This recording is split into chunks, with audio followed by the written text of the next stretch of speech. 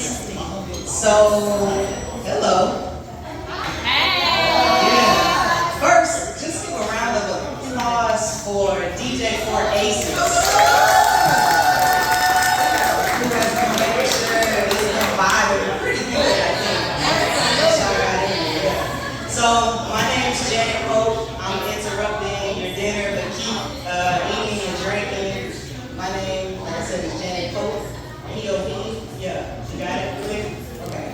I founded a non-profit last year called The Good Lounge. Yes, ma'am. And The Good Lounge was created to provide resources and tools on financial, physical, and mental well-being to women, people of color, and the LGBTQ plus community. So I wanted to make sure that more experts who have knowledge on these topics get to the people that need the information. I really wanted to do that based on conversations that I was having in different networks and recognizing that just some people didn't have access to some of the 401k conversations that I was having, or some people didn't know that they could get free therapy through their employee assistance program at a lot of their employers. So I wanted to just bring those conversations to the community. What's scrolling on the screen tonight is the first live webinar that we did on what's called the necessity of rest, where Kalia Guillory, who's the owner of the Nap Bar, and Dr. Shaquenta Richardson, who is a life coach, talked about the generational impact of rest and how, because our grandmothers and our parents didn't necessarily rest the way they should, we don't know how to sit and rest today. So these are the types of topics that we explore, and again, wanting to share resources and tools so that we can all have sustainable well-being. If you ever so care, there are little cards that provide a QR code for how you can donate. The donations go to enable us to give away some resources. So tonight we'll give away workbooks or set boundaries, find peace. If anybody's read that, there's a workbook that goes with that. We'll give away a few of these tonight. And then a good friend of mine actually wrote a self-empowerment activity journal, and I'll be giving away a few of these tonight as well. We'll also give away some free therapy sessions. So Tamara Jones will have a free therapy session, Dr. Shaquenta will have a free therapy session, and we'll give away a $100 gift card to the Nap Bar as well. So if you donate any amount, it could be $1, it could be whatever's on your heart, it enables you to be eligible for the giveaway. If you don't need the therapy sessions, that's okay. You can give the therapy sessions to someone else. All valid. What else do I need to say? Let's check my notes. Next event. The next event. I also wanted to share that our next virtual event will be in January on the topic of body dysmorphia. So if you want to sign up to hear some experts talk about body dysmorphia, go to thegoodlounge.org and you can follow us and you'll get updates on the dates and the speakers. Tonight, without further ado, our topic of discussion is seasonal and holiday depression. I have the incredible Tamara Jones as our speaker for tonight. And I like to read bios so I don't mess up people's introductions, so I'm going to do this. Tamara Jones is a licensed professional counselor and a sex-positive sex therapist. She specializes in helping clients with heightened anger and the relational issues that can result. She's passionate about helping people heal from traumatic relationships through identifying their emotional triggers and helping to reduce or eliminate them so that they can enjoy healthy relationships that they desire both personally and professionally. Who needs to get a little bit of improvement on personal and professional relationships? Yes? Okay. Tam, over to you. So it's too wide for me to do it straight up and down like this. Or maybe I could just sit it in there. Thank you, Janet, for that introduction. I just wanted to acknowledge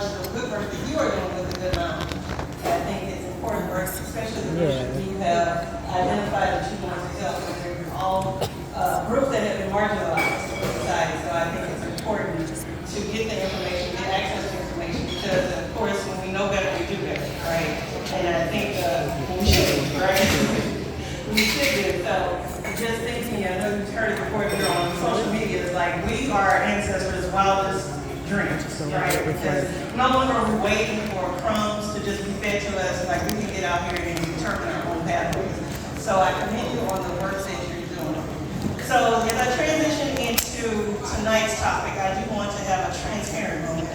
I'm always grateful when people extend the opportunity to me to just be able to come in and spread awareness about mental health. Now, when Jed asked me to come be a part of this winter fundraiser, this festive fundraiser, I'm thinking you're thinking about something that's light-spirited, something that's upbeat, something that lifts the spirits. I was like, but she gave me the task of talking about seasonal depression and holiday blues, and I was like, okay, that's real heavy. How are we going to tie that in, dealing with this festive holiday spirit? But I also quickly remembered that the holidays are something that everybody looks forward to with family and everything, but there's also a group of people who dread the holiday season because of what the connotation that it brings with it. Oftentimes it's dealt with a trauma they experience with family of origin. Sometimes it's seasonal depression, sometimes it's the grief of loss, whether it's the death of a loved one, death of a relationship, loss of a job, loss of all types of things, just grieving loss. And so it's not really an exciting time of the year for people. And so oftentimes that's the group of people who often get overlooked because everybody's just celebrating, looking forward to talking about these things, about how they want to celebrate being with their family, showing off being these family portraits in their PJs and all of these things, but that's not always the case for everyone, right? So when you're dealing with things with mental illness, or when you're dealing with depression, or you're dealing with the holiday blues, sometimes that is the invisible wound that often gets overlooked. And so nobody really takes the time to seek on the people who are dealing with that and tend to withdraw, right? So tonight I will talk about the seasonal depression and the holiday blues, two different things, but we'll just talk about what that looks like. So the first thing I'll talk about is the seasonal depression, which the technical term for it is the seasonal affective disorder, right? So that's the technical term for it. And that just deals with the seasonal changes, right? When we have less access to the sun, sometimes it affects some of us very differently. Some people have less access to the sunlight. And as a result of that, there is an overproduction of melatonin, which is a neurotransmitter that actually affects the sleep and wake cycle. So when there's an overproduction of that, obviously you're feeling sluggish. You're not getting the rest that you're getting a whole lot of rest. All you want to do is sleep, right? And also there's this underproduction of the serotonin, which is the neurotransmitter that is responsible for regulating your mood. And that's linked to the less access to the vitamin D, which is related to less access to actually having the sun, right? So tonight, as I address these topics, I'll be able to give you different treatment options that are able to help you work through some of those things as well. So I'll try to make it upbeat as I can, dealing with such a heavy topic. But thank you for having the foresight and giving this space to deal with some of these things. Because whether you're experiencing it or you know someone who's experiencing it, it helps to know how you can support somebody and not just forget those people who tend to withdraw on those moments. So dealing with that seasonal depression aspect, like I stated, oftentimes it is a form of depression. Obviously, it's in the name, SAD, right? Power appropriate, SAD. So you can figure out what it deals with. The symptoms of depression are similar regardless of what type of depression that you're suffering from.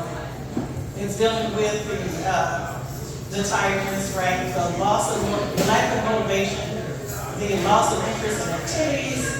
You have the suicidal thoughts. You tend to withdraw. You tend to be less productive, and you are having a sense of hopelessness that goes on, right? And also just highly irritable, and just it's hard to concentrate or deal with anything, focus on anything to be productive. And that gets in the way of just living life, right? But oftentimes when you're not aware of it, you just subscribe to the thing, this is just what I'm dealing with, I have to just get through it the best way that I know how. But when you have this level of awareness, then you figure out how can you treat it? How can you work through it? So dealing with the seasonal depression aspect, there are a couple of things that you can do. Well, there's several different treatments. Obviously, psychotherapy as an aspect, dealing with a professional will help you go through it. Then there's the vitamin D supplements. So because you're not getting that natural sunlight, being able to take that vitamin D, as well as light therapy. So I know on Amazon, you can go on there, they have like light therapy boxes that you can purchase.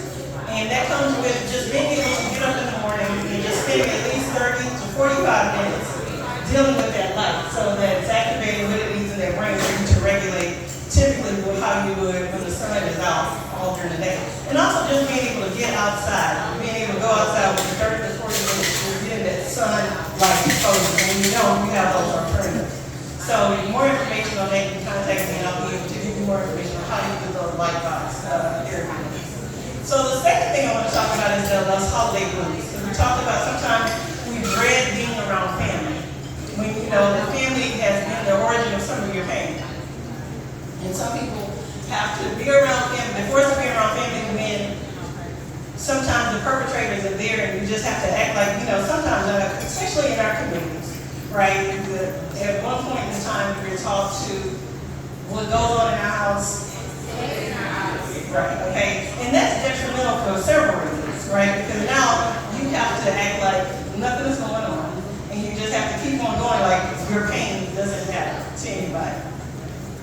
But oftentimes, you've actually experienced that pain, that it's detrimental, and you don't know what to do. And so this is just something that a lot of times, in certain marginalized communities, when you get together, all of this trauma that exists, people will get together and their fights will break out. Right? And so sometimes people will have this notion that, well, this is your family, this is your mom, this is your dad, this is just your family, you should love your family because you're your family. You don't get that access just because you're family. Amen. If people are not respecting your boundaries or people are not respecting your individual decisions, then it's hard to carry on like they're not hurting you, they're not causing your distress. Right? And so oftentimes we have to figure out that it's okay to set boundaries. It's okay to establish that distance if you need to, if that's going to encourage your well-being. But oftentimes what happens when you go through that season of depression, oftentimes, like I said, we're dealing with loss of whether it's family members who actually literally died, right? You're dealing with the loss of a relationship, the loss of important friendships, a loss of a job, a loss of financial freedom, a loss of, just a lot of things that you lose. You go through that grieving process. And that's a hard thing to do, but it's important to understand like there are several stages of the grieving process. And so it's important to work through all of those so that and being able to identify what those are so you can figure out how to get the help that you need. And just going through that stage, the initial stage of going through grief is that initial state of denial, right? Where you identifying like, okay, this is not something, this is not real, I'm not going to accept this reality. And sometimes that's associated with shock, which is a natural defense mechanism that we go into that protects our body from being overwhelmed with that emotional process that goes with it, right? And that can go on for several weeks. And after that, then you go into the state of anger. Being angry at several different things. You could be angry at who caused the loss, right? You could be angry at sickness that caused, a death in the family. You could be angry at who committed a crime against someone that we love. You could be angry at losing a job. All of these things, and it also goes a step further, just being angry with a higher being.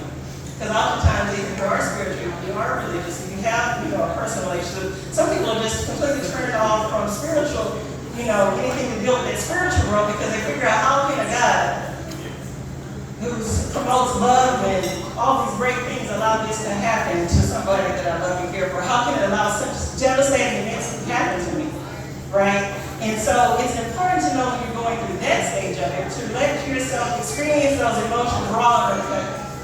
Oftentimes people try to numb themselves with several different vices, whether it's drugs, alcohol, sex, anything to get them not having to deal with those raw emotions because it's overwhelming, especially if you like to be in control of yourself all the time, right? So you find yourself subscribing to some of these behaviors that does not allow you to really process what those emotions are.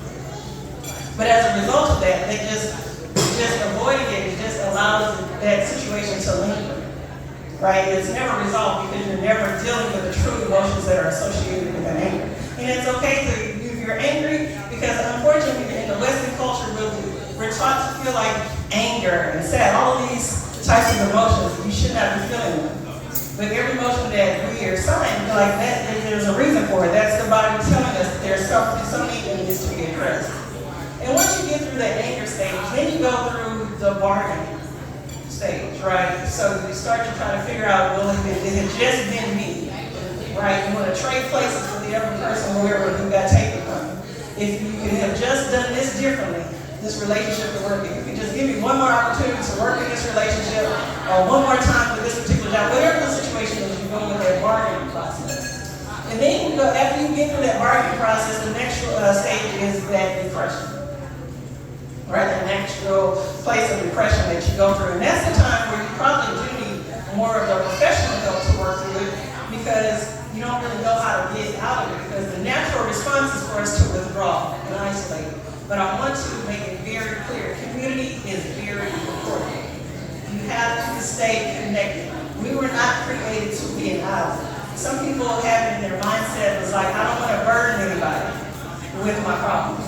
Everybody has something going on. I don't want to make this uncomfortable for anybody, but we don't understand, like, all of us are experiencing life at the same level, various different stages of it, but we all understand how this happens.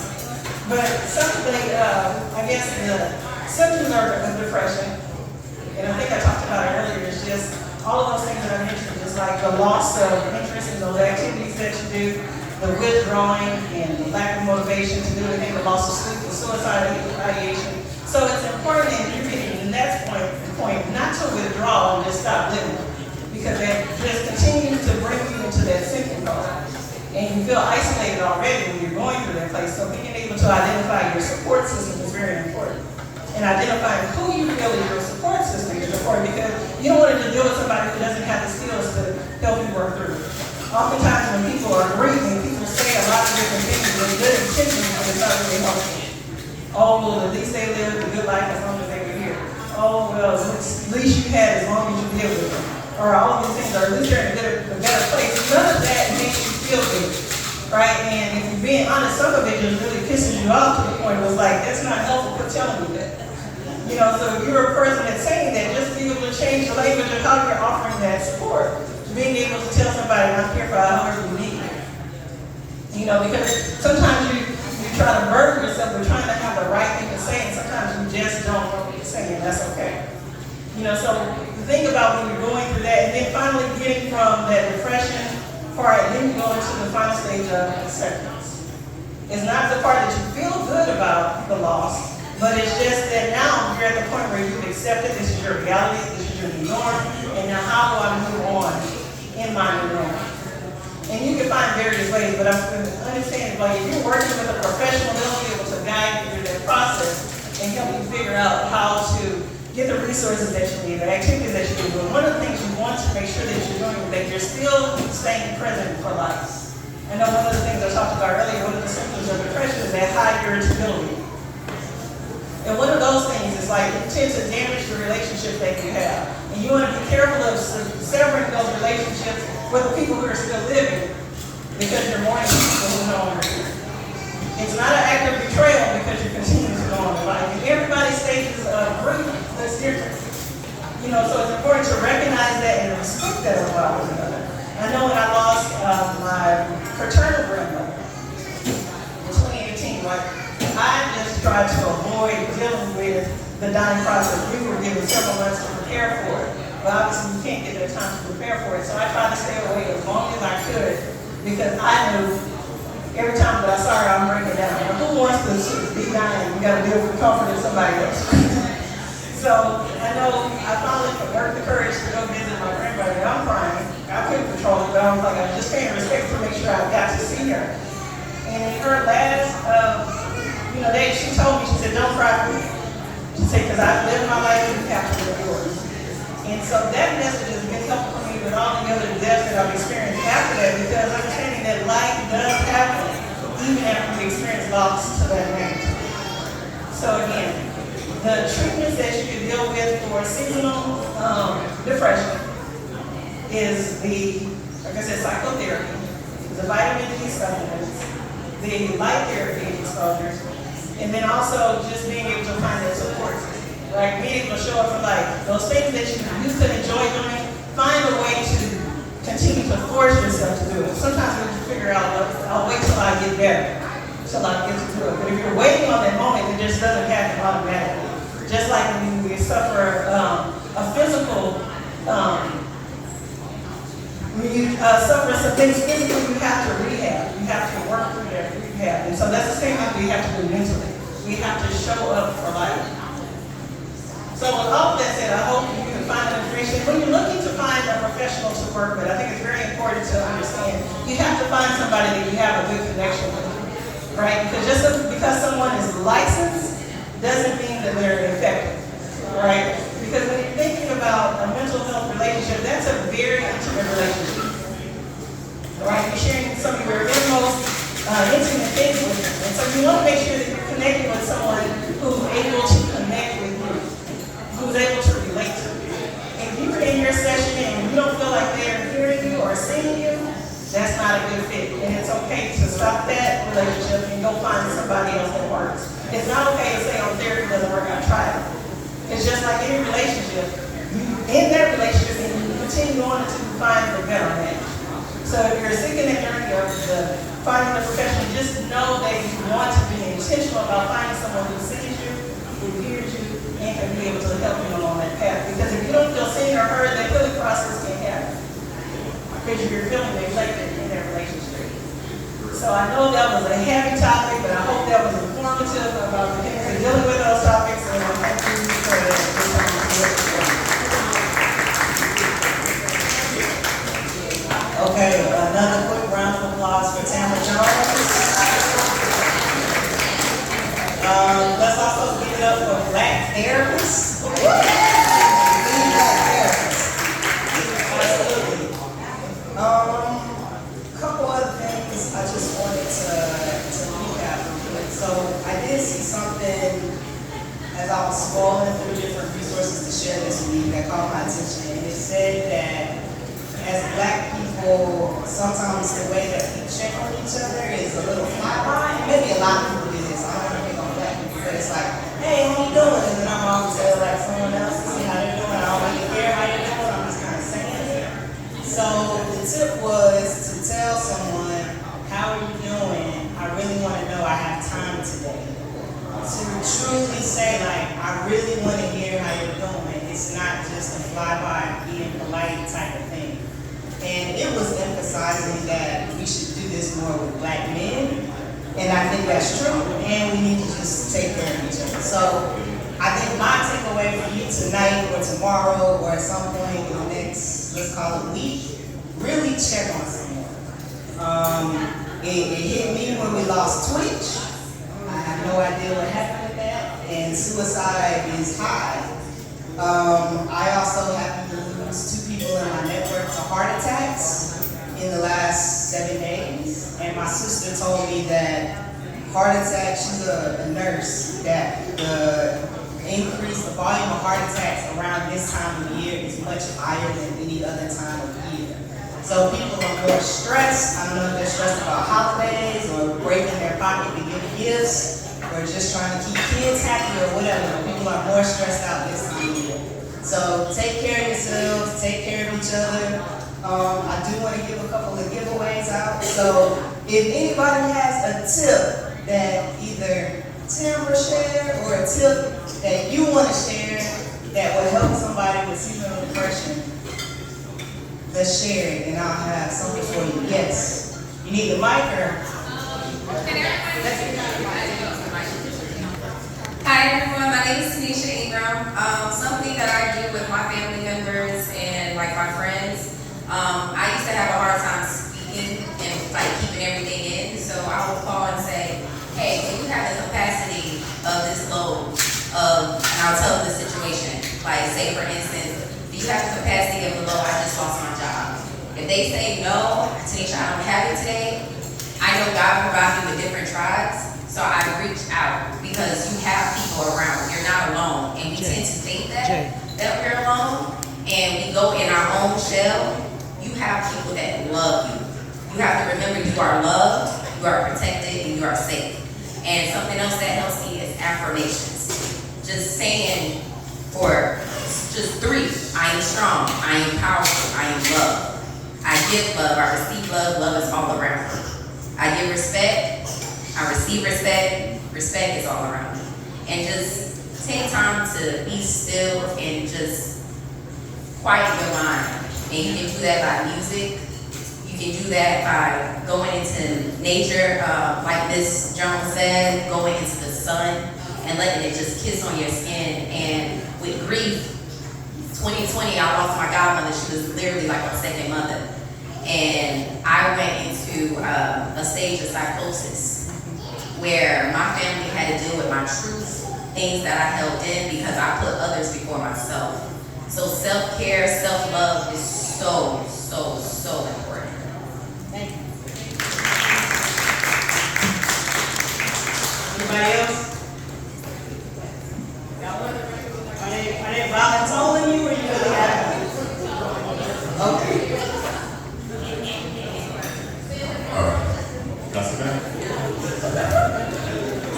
I just want to quickly just share this general concept of health and fitness. I'm in the fitness industry. I'm a personal trainer. My name is TJ Dormar, and I deal with a lot of clients that do go through depression and seasonal depression, so to speak, from what they share. And one of the things, the simple outlet from exercise itself, and not necessarily don't look at exercise as being you got to run a track meet or join a fitness club or do all this excess things. Just, you can be walking on a park. Or just yoga or something that's more tranquil. Because you just need that blood flow, that movement all by itself, and that can just change things dramatically. Because again, I have a lot of people that deal with issues with depression, and literally, this the slightest change in activity will stimulate things in your mind, your heart, and your digestion. And you don't think about things in that aspect, but that does affect you mentally, and you don't even know. Because of the stress that you undergo. And that's really the primary issue is stress at the end of the day. And the best way to do it is to sweat it out or however you want to do it. So I just like to share that a place where you can start by, it's just really starting with your temple in your body. So. Have another one? Yes?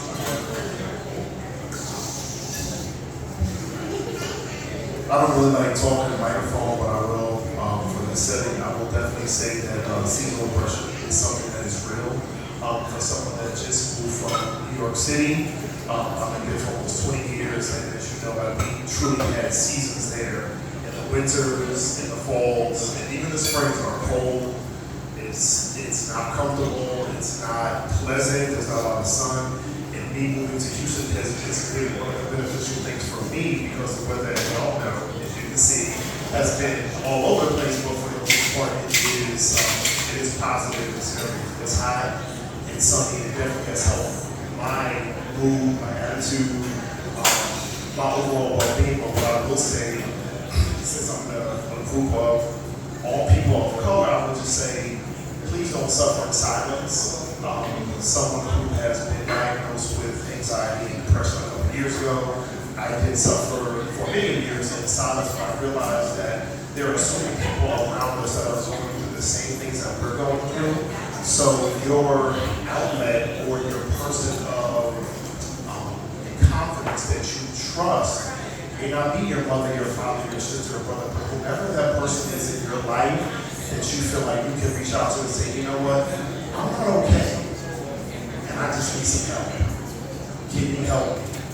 And usually 10 times out of 10, they're like, I may not have the resources, but let me reach out to someone that may be able to help you. So what I will say is, if you're feeling low, if you're feeling out, down and out, if you're feeling depressed, if you're feeling like just hopeless, just reach out to that person that you feel like you can just trust and talk to and be transparent with, because it's okay to not always be okay. That's just it. I don't need a giveaway, I don't need a freebie, but I just need to kind of put that out there because I feel like so many of us are truly suffering in silence because within our community, mental wellness is very taboo. We're taught to pray it out, talk to the pastor, talk to Big Mama, let's do this, let's do, take Benadryl, drink ginger ale, go sleep, maybe the next morning and start fresh. But it's like sweeping those issues under a rug, like they're still there. So truly address the issues that are weighing you down, or weighing past the may be. So I really appreciate this forum for us just to kind of feel safe and to share like these true feelings that really impact our community. So thank you so much.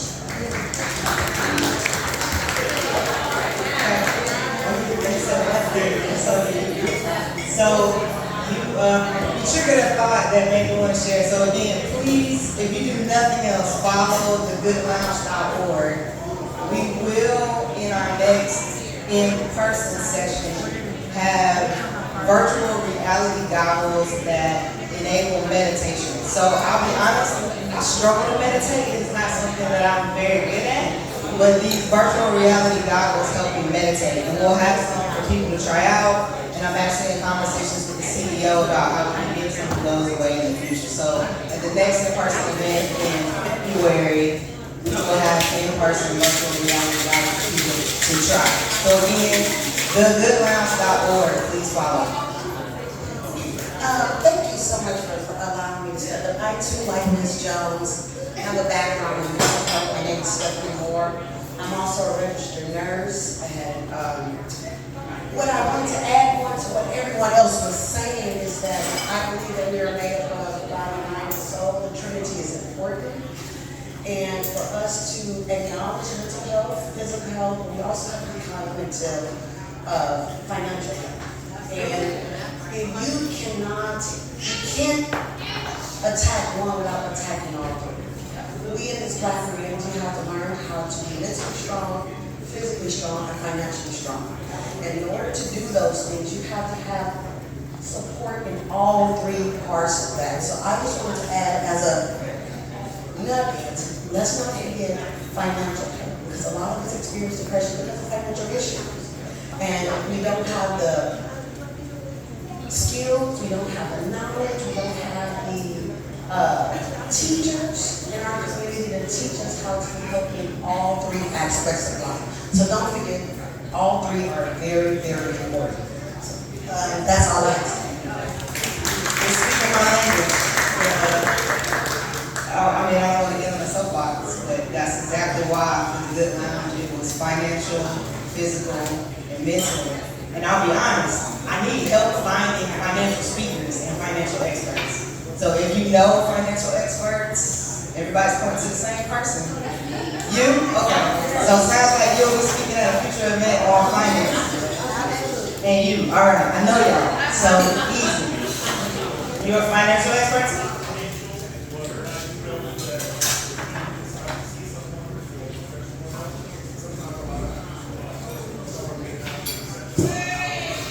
Yeah.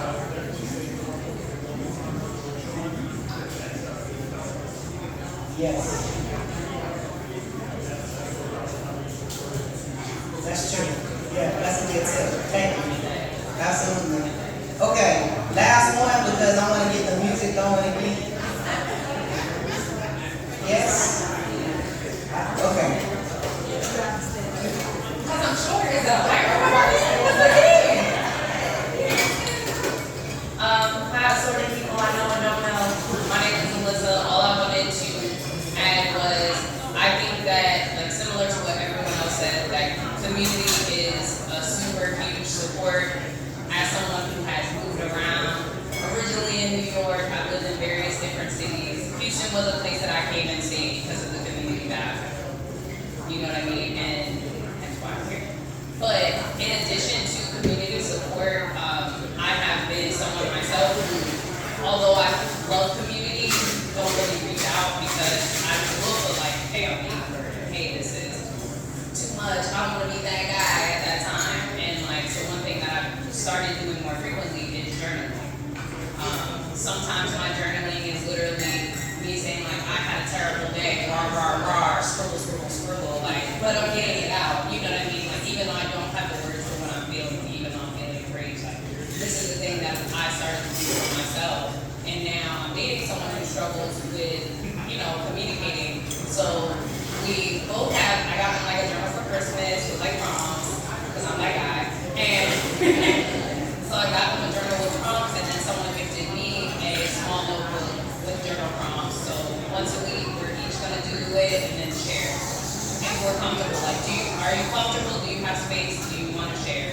And then we're gonna share and exchange so we can start that conversation and like, because a lot of things don't get talked about because people feel they don't fit in the conversations we're having, right? So like if we're talking about going on vacation, this is not the time to talk to my friends and say, hey, I'm financially struggling. Do you have any advice? Like, hey, can you meet us at the bar for drinks? Like, only a happy hour because, you know what I mean? Like, there's never a right time to have a lot of those conversations. Hey, it's about to be the holidays. You know, I lost my mom earlier this year. You know, me and so-and-so fell out. Or, you know, I just moved here. I don't really know nobody. I don't really have it. People don't want to have those conversations because they're uncomfortable. So sometimes, like, obviously you can't assume people's feelings, but letting people know, look, if we're not something like, don't worry about it, you can give me a call, I have space. Or similar to what she said, making sure someone has space. Or even letting people know, look, whatever you need, you know, you can holler at me, even if it's just for me to listen, even if you don't want my advice. I'm gonna have some advice. But even if you don't want it, you know, communicating with people, making yourself available, kind of letting people know, like, I'm there for you, and if you're not, if you feel you gotta do this on your own, that's cool too. When you wanna talk about it, I'm here. Like, letting people know you have space for them, even if you can tell they don't have the language or knowledge to communicate, is also really important. Similar to someone who comes from where there is snow, like, living in Houston and being able to go outside when it's 70 degrees and the sun is shining in December is a luxury. Like, a luxury. You know what I'm saying? Like, being able to still have the sun on your face and not have to do that while shoveling your car. It's a gift. You know, and I'm not saying like, yo, whatever, but when it comes to going outside, even if you're going for a walk, even if you're sitting outside and journaling, even if you're sitting in nature and doing whatever, like, take advantage of everything. Like, these gifts were all given to you, sun, light, words, pen, paper, all that. It's all for you to use so you can be, you know what I mean? That's it. Alright, so again, goodlounge.org, we're all about edutainment for sustainable well-being. The edutainment part, let's get the music going.